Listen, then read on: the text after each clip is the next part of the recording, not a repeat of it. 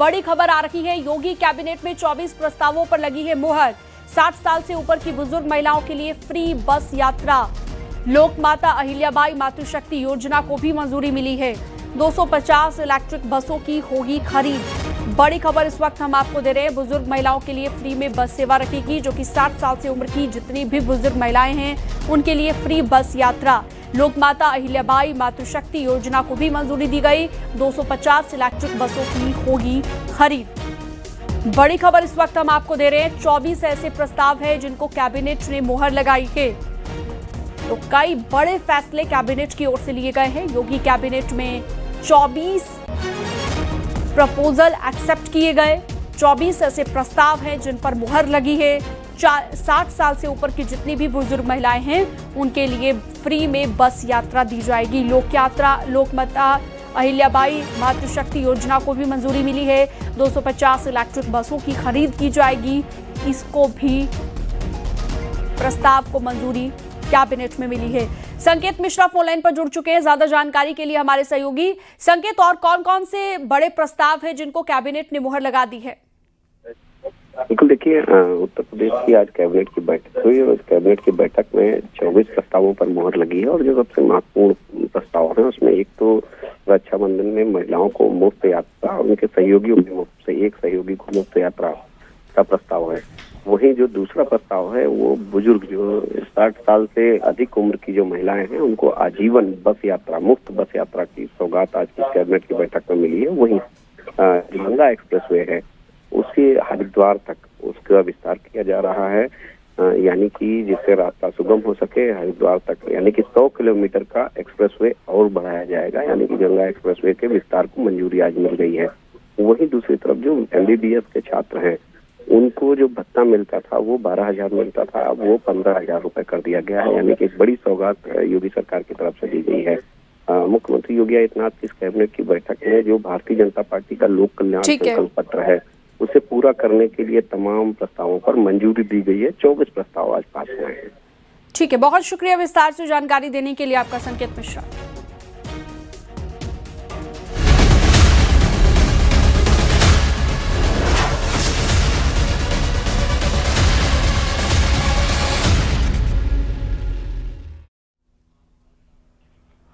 कानपुर के Panki industrial area से हैरान कर देने वाला मामला सामने आया। यहां पर डंपिंग यार्ड के पास फेंकी गई चॉकलेट और टॉफियां बटोरने के लिए लोगों की भारी भीड़ जमा हो गई। वायरल वीडियो में लोग बैग और बोरियों में भरकर चॉकलेट और टॉफियां ले जाते हुए दिखाई दिए। दावा यह किया गया कि यह सामान एक्सपायर्ड था और बिक्री के लिए सही नहीं होने के बाद खुले में फेंक दिया गया था। हालांकि पूरे मामले की आधिकारिक पुष्टि और जांच का भी इंतजार है। रिपोर्ट आपको दिखाते हैं।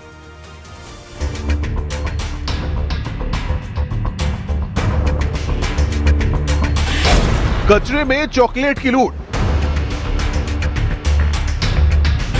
एक्सपायर्ड चॉकलेट पर टूटे लोग। कचरे के ढेर पर मची लूट। चॉकलेट टॉफी के लिए उमड़ी भीड़। कचरे में मिली चॉकलेट, मची होड़। तस्वीरें कानपुर के पनकी इंडस्ट्रियल एरिया की हैं, जहां कचरे के ढेर के पास अचानक लोगों की भीड़ जुट गई। वजह थी यहां फेंकी गई चॉकलेट और टॉफियां। देखते ही देखते लोग इन्हें बटोरने लगे और कई लोग बैग और बोरियों में भरकर इन्हें अपने साथ ले गए। इस पूरे घटनाक्रम का वीडियो सोशल मीडिया पर तेजी के साथ वायरल हो रहा है। वीडियो में बड़ी संख्या में लोग जमीन पर पड़ी चॉकलेट और टॉफियां चुनते नजर आ रहे हैं। इसको देखते हुए कई बार तो सड़क पर बाइकें खड़ी करने से जाम तक लग गया। हालांकि ये साफ नहीं है कि लोग इन्हें खाने के लिए ले गए या किसी दूसरे इस्तेमाल के लिए लेकर गए हैं।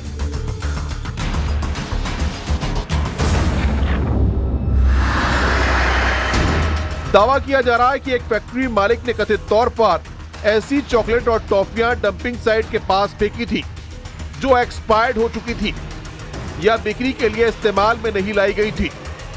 इसके बाद स्थानीय लोगों को इसकी जानकारी मिली और वहां पर भीड़ जमा हो गई।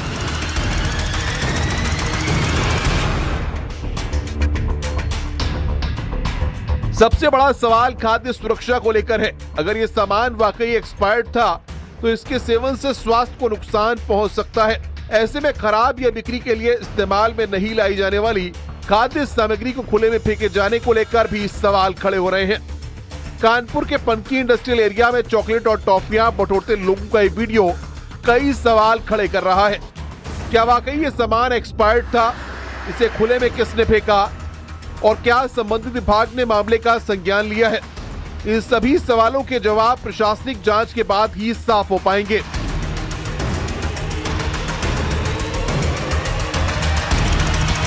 फिलहाल वायरल वीडियो के आधार पर सामने आए इस मामले में प्रशासन की आधिकारिक पुष्टि और जांच का इंतजार है।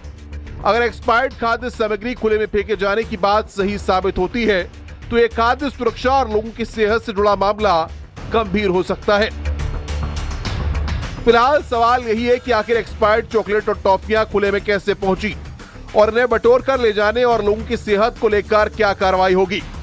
प्रशासन की जांच के बाद ही पूरे मामले की तस्वीर साफ हो पाएगी। कानपुर से न्यूज़ 18 के लिए अमित गंजू की रिपोर्ट।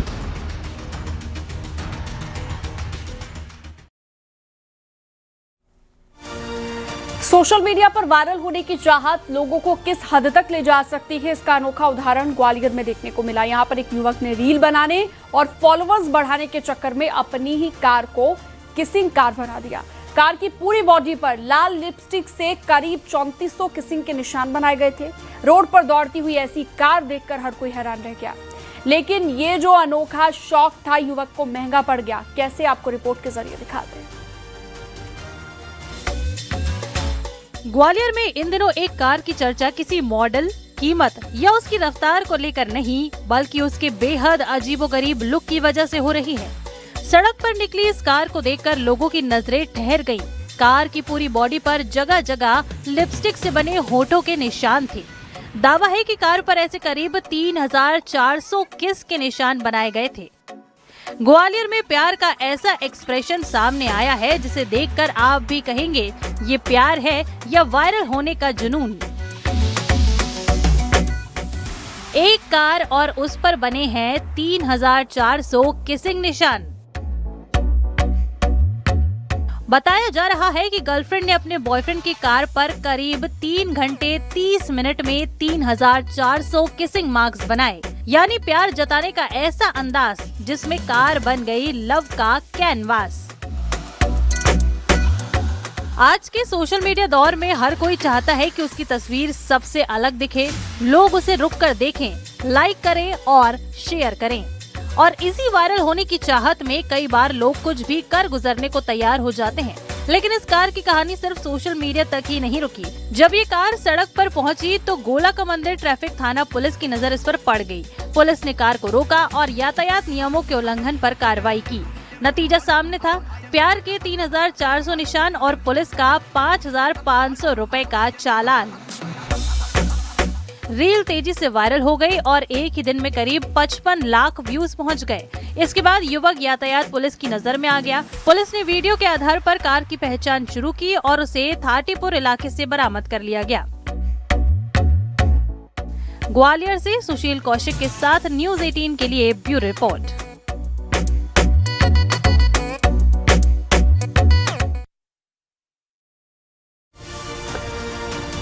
आगरा की पहचान सिर्फ ताजमहल से नहीं, यहाँ के पेठे का स्वाद भी दुनिया भर में मशहूर है। लेकिन अब इसी पेठे के कारोबार पर महंगाई की चोट पड़ रही है। चीनी के दाम बढ़ने से पेठा बनाने की लागत भी बढ़ गई है। असल कारीगर से लेकर दुकानदार और ग्राहक तक इसका साफ असर दिख रहा है। आखिर चीनी की कीमत बढ़ने से पेठे का कारोबार कितना प्रभावित हुआ, खास रिपोर्ट आपको दिखाते हैं।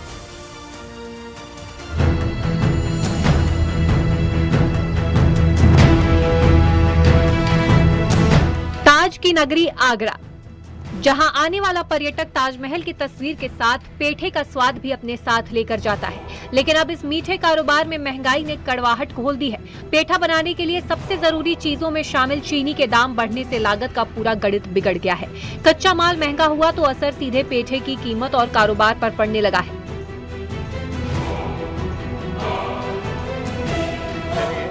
तो चीनी में आज उछाल जा रहा है। पहले 4500 रुपये थी, अब इस समय 62 साढ़े 62 रुपये। महंगाई का पहला असर पड़ा है पेठा बनाने की लागत पर। चीनी महंगी हुई तो हर बैच की लागत बढ़ गई। अब कारीगर के सामने चुनौती है, कीमत बढ़ाए तो ग्राहक पर असर, कीमत ना बढ़ाए तो मुनाफा कम। यानी पेठे की मिठास बरकरार रखने के लिए कारोबारियों को अब लागत का कड़वा हिसाब झेलना पड़ रहा है। क्या असर पड़ा है, क्या कहना चाहेंगे? चीनी के रेट में थोड़ा बहुत तो असर पड़ेगा, अभी तो स्टार्टिंग हर चीज़ का फर्क मिठाई पे भी आएगा, पेठे पे भी आएगा, रेट बढ़ने से इफेक्ट करेगा।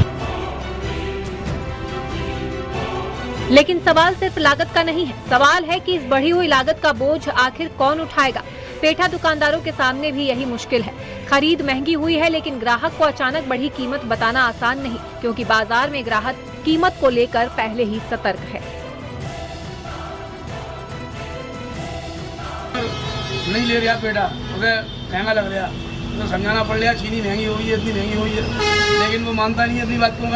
परसों रेट ले गया हूँ मैं, रेट ले गया हूँ अभी 8 दिन पहले, कस्टमर राजी नहीं होता लेने के लिए, तो काफी गिरावट आई है। काफी गिरावट आई। और अब आते हैं उस ग्राहक पर जिसके लिए पेठा सिर्फ मिठाई नहीं बल्कि आगरा की पहचान है। ग्राहकों का कहना है कि अगर कीमत बढ़ती है तो खरीदारी पर असर पड़ना तय है। खासकर बाहर से आने वाले पर्यटकों और स्थानीय खरीदारों के लिए अब पेठे की कीमत भी जेब का हिसाब देकर तय करनी पड़ रही है। यानी एक तरफ बढ़ती चीनी की कीमत, दूसरी तरफ बढ़ती उत्पादन लागत और बीच में आगरा का पारंपरिक पेठा कारोबार। कारीगर लागत बचाने की कोशिश में हैं, दुकानदार बिक्री बचाने की कोशिश में और ग्राहक अपनी जेब।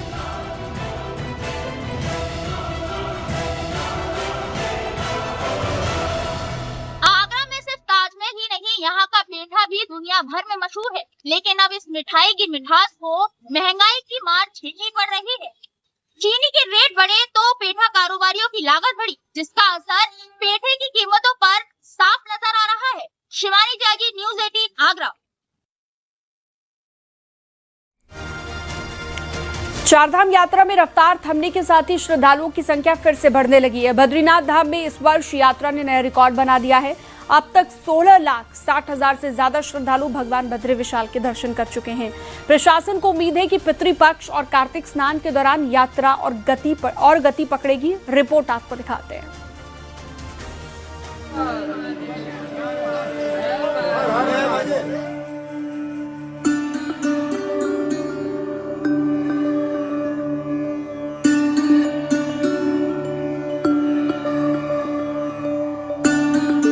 बद्रीनाथ धाम की यात्रा इस साल रिकॉर्ड आंकड़ों की ओर बढ़ रही है। कपाट खुलने से लेकर अब तक 16,60,000 से अधिक श्रद्धालु धाम पहुंच चुके हैं, जो अब तक का सबसे बड़ा आंकड़ा माना जा रहा है। मॉनसून के दौरान भी यात्रियों का उत्साह कम नहीं हुआ और अब बारिश कम होने के साथ यात्रा में और तेजी आने लगी है।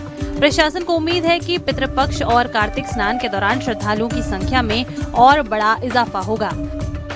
दोनों ही यात्राओं में यात्रियों का जो संख्या का रिकॉर्ड है, पिछले वर्ष के संख्या को हम लोग अभी क्रॉस कर चुके हैं और अभी लगभग 2 माह से अधिक की यात्रा बद्रीनाथ धाम में और 1 माह से अधिक की यात्रा हेमकुंड साहिब में होनी शेष है और हम ऐसे उम्मीद करते हैं कि इस बार यात्रियों की संख्या का एक नया रिकॉर्ड बनेगा। स्थानीय लोगों और कारोबारियों के लिए भी ये यात्रा सीजन काफी उत्साह लेकर आया है। बेहतर सड़क सुविधाओं और ऑल वेदर रोड का फायदा यात्रियों को मिला है, जिससे मॉनसून में भी यात्रा सुगम रही। पिछले कुछ दिनों में बद्रीनाथ मार्ग पर गाड़ियों और श्रद्धालुओं की संख्या लगातार बढ़ी है। वहीं पितृपक्ष के दौरान ब्रह्म कपाल में पिंडदान और तर्पण के लिए देश भर से बड़ी संख्या में श्रद्धालु यहां पहुंचते हैं, जिससे यात्रा को और गति मिलने की उम्मीद है। और अभी उसके पश्चात हेमकुंड की जो यात्रा चली, वैली ऑफ फ्लावर की जो यात्रा चली, ये मतलब हर यात्रा में, हर पड़ाव पे, हर जगह यात्रियों की जो चहलकदमी रही वो बहुत अच्छी रही, संख्याएं बहुत अच्छी आती रही। हालांकि थोड़ा सा मानसून आने के बाद बरसात के टाइम पे थोड़ा सा यात्रा कम हुई थी, लेकिन अब हम पिछले 2-3 दिनों से देख रहे हैं कि मानसून जैसे जैसे धीरे धीरे कम हो रहा है तो यात्रा बढ़ती जा रही है। पूरे सीजन का हम आंकड़ा लगा रहे थे तो आधे सीजन में ही पूरा हो गया। अभी हमारे पास सितंबर बाकी है, अक्टूबर बाकी है और थोड़ा नवंबर बाकी है। तो मैं समझता हूँ विगत वर्षों के जो रिकॉर्ड हैं, सारे रिकॉर्ड, सारे कीर्तिमान ध्वस्त होंगे और नया कीर्तिमान स्थापित होगा बद्रीनाथ केदारनाथ यात्रा में।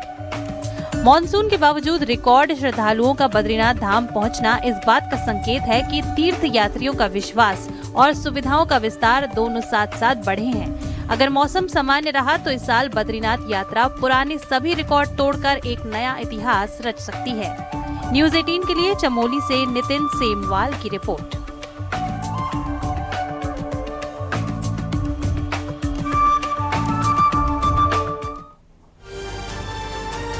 उत्तराखंड में लोक पर्व आज भी आस्था, विश्वास, रहस्य और रोमांच का प्रतीक है। ये पर्व जहां पहाड़ की सांस्कृतिक विरासत को दर्शाते हैं, वहीं लोगों को एक सूत्र में भी बांधते हैं। आज हम आपको दिखाते हैं कि कैसे सोरघाटी पिथौरागढ़ का ऐतिहासिक हिल यात्रा पर्व, जहां पर पिछले 500 सालों से बदस्तूर इसको मनाया जा रहा है। देखिए।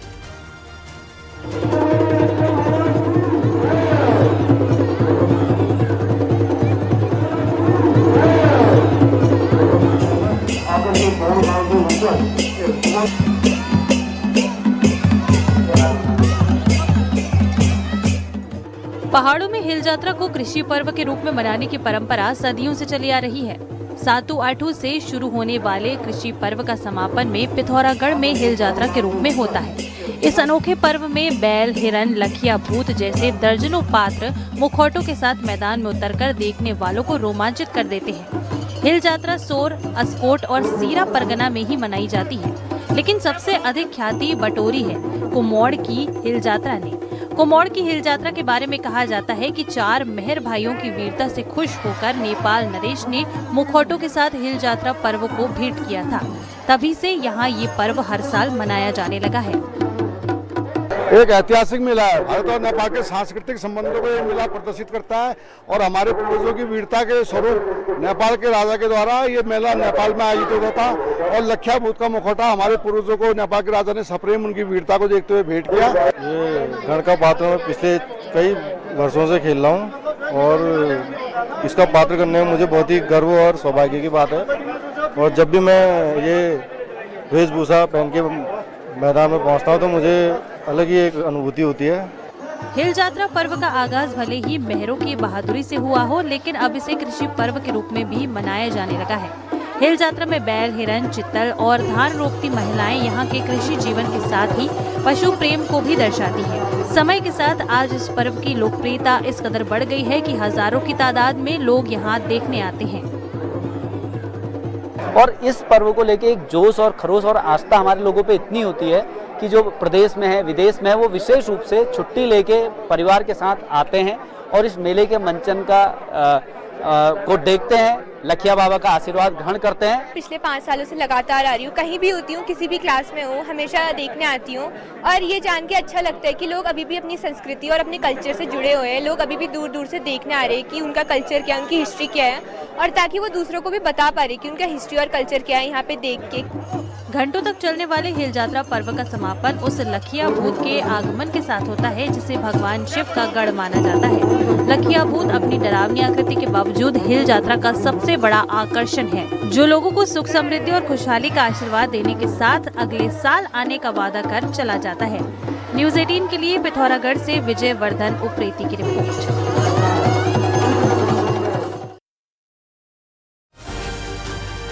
पहाड़ों में लगातार हो रही बारिश का असर अब गंगा के जलस्तर पर भी साफ दिखाई देने लगा है। कानपुर में गंगा का पानी लगातार बढ़ रहा है। बढ़ते हुए जलस्तर और तेज बहाव को देखते हुए पुलिस और प्रशासन ने घाटों पर निगरानी बढ़ा दी है। कई घाटों की सीढ़ियां पानी में डूब गई हैं और लोगों को नदी से दूर रहने की हिदायत दी जा रही है। देखिए खास रिपोर्ट अमित गंजू हमारे सहयोगी की।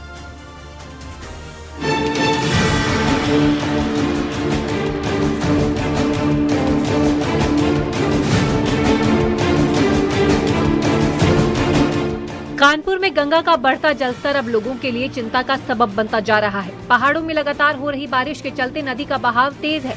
गंगा बैराज के अपस्ट्रीम में जलस्तर 114 मीटर दर्ज किया गया है, जबकि डाउनस्ट्रीम में शुक्लागंज की ओर जलस्तर करीब 112.44 मीटर के आसपास बना हुआ है। नरौरा बैराज से भी बड़ी मात्रा में पानी छोड़ा जा रहा है। अपस्ट्रीम में 1,37,624 क्यूसेक और डाउनस्ट्रीम में 1,22,848 क्यूसेक पानी डिस्चार्ज किया जा रहा है। ऐसे में आने वाले समय में कानपुर में गंगा का जलस्तर और बढ़ने की आशंका बनी हुई है।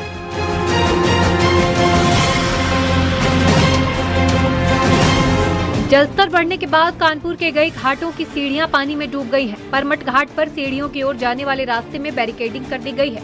घाटों पर पुलिसकर्मियों की तैनाती की गई है और गंगा स्नान करने वालों पर लगातार नजर भी रखी जा रही है। पुलिस और प्रशासन की ओर से लोगों से गंगा में स्नान न करने और नदी के बेहद करीब न जाने की अपील की जा रही है। तेज बहाव को देखते हुए श्रद्धालुओं और स्थानीय लोगों को सतर्क रहने की हिदायत दी गई है। प्रशासन किसी भी तरह की अनहोनी को रोकने के लिए लगातार निगरानी कर रहा है। गंगा का जलस्तर बढ़ रहा है। पीछे आप देख सकते हैं कि बढ़ते पानी का असर घाट की सीढ़ियों पर साफ दिखाई दे रहा है। प्रशासन ने यहां बैरिकेडिंग कर लोगों को नदी के करीब जाने से रोकने की व्यवस्था की है। तेज बहाव को देखते हुए पुलिस लगातार निगरानी कर रही है और लोगों से सावधानी बरतने की अपील की जा रही है। फिलहाल गंगा के बढ़ते जलस्तर ने प्रशासन की चिंता बढ़ा दी है। पुलिस घाटों पर लगातार निगरानी कर रही है, जबकि लोगों से अपील की जा रही है कि वे सावधानी बरतें और तेज बहाव के बीच नदी में जाने की कोशिश न करें।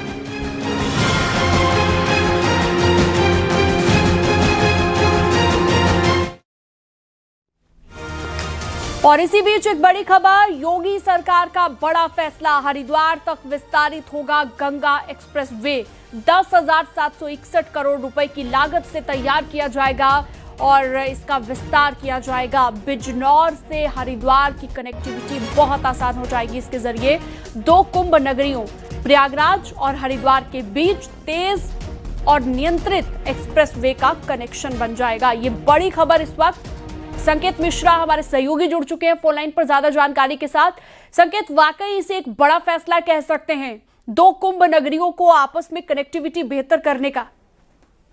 बिल्कुल जाहिर सी बात है कि गंगा एक्सप्रेसवे का विस्तार किया जा रहा है। सरकार ने आज इस महत्वपूर्ण प्रस्ताव पर मंजूरी दी है। इसमें 2 कुंभ नगरी प्रयागराज और हरिद्वार के बीच में ये एक्सप्रेसवे बनेगा और इसका जो कनेक्शन है वो आपस में हो जाएगा, यानी कि 2 कुंभ नगरियां जुड़ेंगी और हरिद्वार तक ये गंगा एक्सप्रेसवे विस्तारित किया जाएगा। 10,761 करोड़ रुपए की लागत से इस एक्सप्रेसवे का विस्तार होगा और बिजनौर से हरिद्वार की कनेक्टिविटी आसान हो जाएगी। और जाहिर सी बात है कि गंगा एक्सप्रेसवे का निर्माण हुआ। पिछले दिनों गंगा एक्सप्रेसवे का उद्घाटन खुद प्रधानमंत्री नरेंद्र मोदी ने किया था और अब इसको मुख्यमंत्री योगी आदित्यनाथ ने बाकायदा आज की कैबिनेट की बैठक में इस प्रस्ताव को मंजूरी दी है कि गंगा एक्सप्रेसवे का विस्तार होगा और इसको हरिद्वार तक तक जोड़ा जाएगा। गंगा एक्सप्रेसवे को 10,761 करोड़ रुपए की लागत इसकी रखी गई है और ये प्रस्ताव आज पास कर दिया गया है। महत्वपूर्ण प्रस्ताव है और जाहिर सी बात है कि गंगा एक्सप्रेसवे के हरिद्वार तक कनेक्टिविटी होने से आम लोगों को काफी राहत होगी। जो 2 कुंभ नगरियां हैं प्रयागराज और हरिद्वार आपस में कनेक्ट हो जाएंगी और ये बड़ा यातायात सुगम हो जाएगा, आवागमन आसान होगा। ये बड़ी सौगात उत्तर प्रदेश के बिल्कुल कनेक्टिविटी काफी बेहतर हो जाएगी। बहुत शुक्रिया आपका संकेत मिश्रा तमाम जानकारी विस्तार से देने के लिए।